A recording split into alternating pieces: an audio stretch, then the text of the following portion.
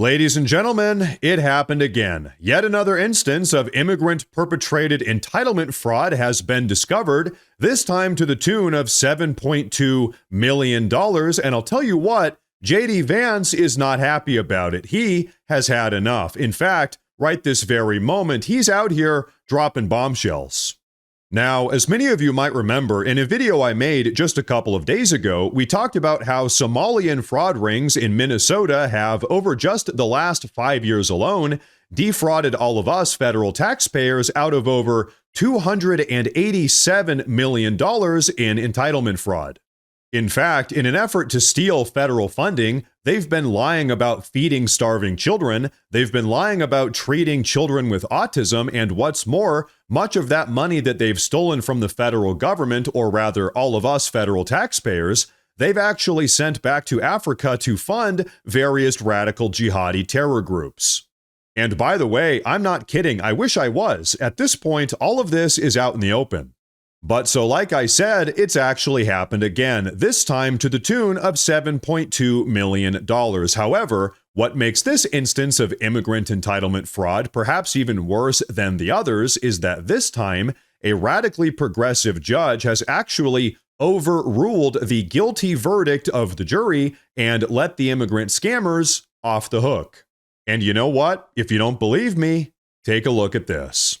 At the August trial for Abdi Fattah Yusuf, the jury heard evidence that he ran his home health care company Promise Health out of a mailbox at a Central Avenue address where multiple other home health care companies were supposedly located. Yusuf and his wife Lol Ahmed were charged with stealing $7.2 million of taxpayer money through Medicaid overbilling in a personal care assistant or PCA scam. The couple allegedly spent tens of thousands of the fraud money on luxury items for themselves. Despite the jury swiftly convicting Yusuf, Judge Sarah West last week decided they got it wrong. It's reversing or overturning a jury's verdict. Defense attorney Joe Tamburino, who's not affiliated with this case, reviewed the decision and analyzed it for KARE 11 News. He says Judge West ruled that the state's case relied heavily on circumstantial evidence and that she believed the state did not rule out other reasonable inferences. That, in fact, there could have been other reasonable theories other than guilt in this case. Yeah, like, maybe all of this really was just one massive misunderstanding.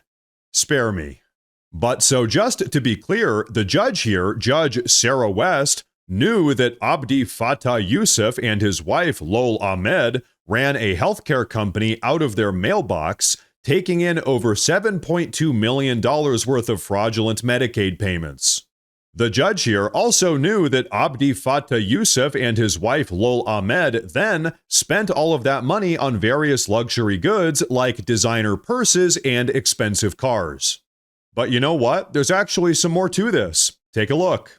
State Representative Kristen Robbins, chair of the House Fraud Prevention and State Oversight Committee, says she's now reviewing if any state laws need to be tightened. We want to strengthen state law so that we can get prosecutions out of these cases, because clearly a jury thought he was guilty. Jurors in the case can't believe the decision. I am shocked. I'm shocked based off of all of the evidence that was presented to us and the obvious guilt that we saw based off of the said evidence. It was not a difficult decision whatsoever. The deliberation took probably 4 hours at most. Based off of the state's evidence that was presented, I was beyond a reasonable doubt. Beyond a reasonable doubt. And by the way, did you catch that? The jury unanimously decided to convict these Somalian scammers after just 4 hours of deliberation. But so what did the judge do in spite of all of the evidence and the jury's determination? She overturned the jury's verdict, choosing to protect the Somalian scammers from receiving justice that really they have brought upon themselves. Folks, when we talk about anti-American judicial tyranny, this is exactly what we are talking about. But now, folks, like I said earlier, Vice President JD Vance actually chimed in on this entire situation, pretty much going scorched earth, and you know what? Rightfully so.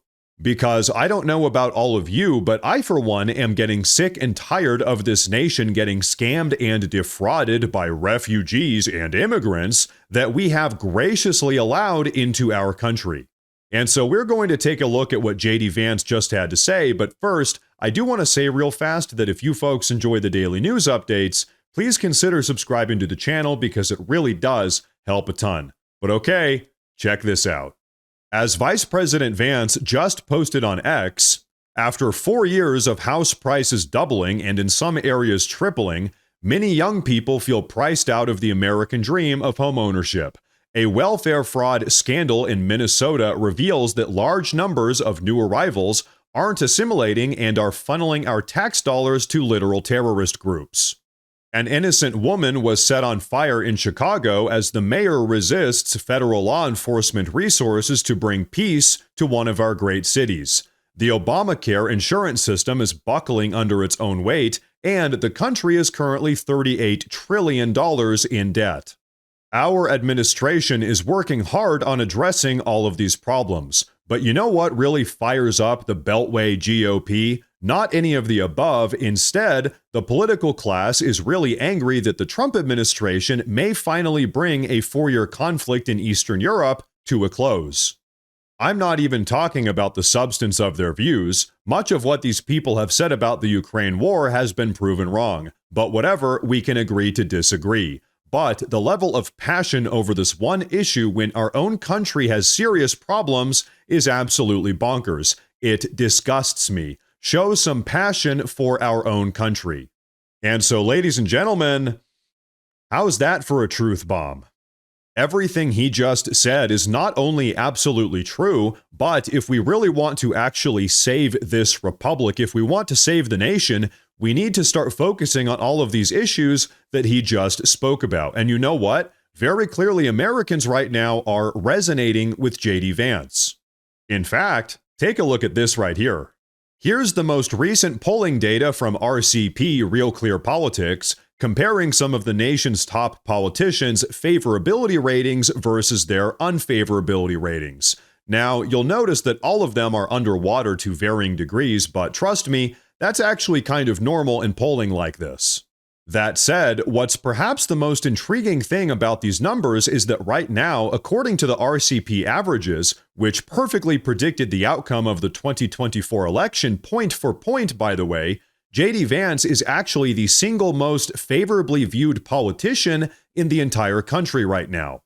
And so, folks, I'll tell you what, as far as I'm concerned, J.D. Vance is pretty much right on the money.